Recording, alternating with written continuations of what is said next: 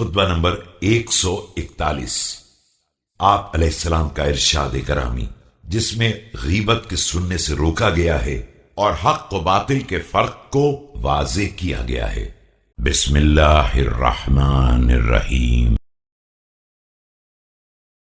أيها الناس من عرف من أخيه وثيقة دين وسداد طريق فلا يسمعن فيه أقاويل الرجال۔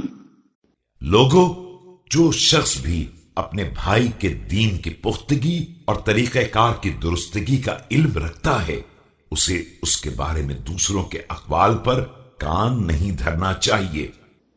أما إنه قد يرمي الرامي وتخطئ السهام ويحلك الكلام وباطل ذلك يبور والله سميع وشهيد۔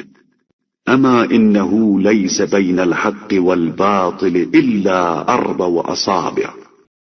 کہ کبھی کبھی انسان تیر اندازی کرتا ہے اور اس کا تیر خطا کر جاتا ہے اور باتیں بناتا ہے اور حرف باطل بہرحال فنا ہو جاتا ہے، اور اللہ سب کا سننے والا بھی ہے اور گواہ بھی ہے۔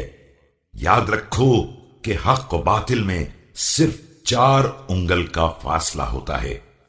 فسئل عليه السلام عن معنى قوله هذا فجمع أصابعه ووضعها بين أذنه وعينه ثم قال: الباطل أن تقول سمعت والحق أن تقول رأيت۔ لوگوں نے عرض کیا، حضور اس کا کیا مطلب ہے؟